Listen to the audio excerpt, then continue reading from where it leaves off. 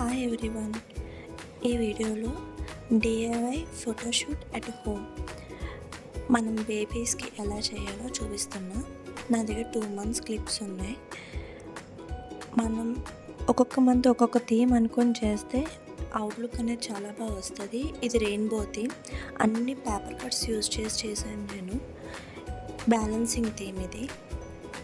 ఒక side teddy, ఇంకో side cherry పెట్టి బ్యాలెన్సింగ్ థీమ్ చేసా. చాలా బాగా వచ్చింది ఫైనల్ లుక్.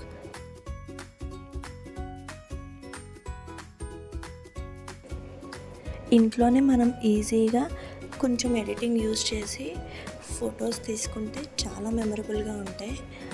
అవుట్లుక్ కూడా మనకి చాలా ప్రొఫెషనల్గా వస్తాయి.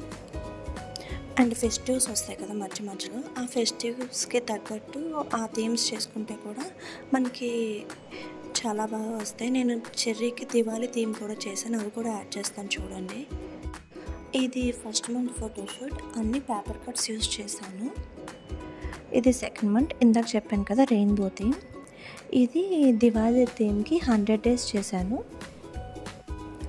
క్రాకర్స్ అన్నీ డిఫరెంట్ కలర్స్ క్లాత్ యూజ్ చేసుకొని ఆ షేప్లో అరేంజ్ చేసుకున్నాను. 100 days అని ఫ్లవర్స్లో అరేంజ్ చేసుకున్నాను.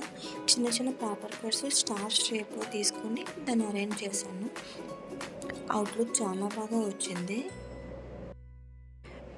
ఈ థీమ్ ఇందాక చూపించాను కదా బ్యాలెన్సింగ్ థీమ్, ఇది క్రిస్మస్కి చేశాను. ఇది కూడా చాలా ఈజీ థీమ్.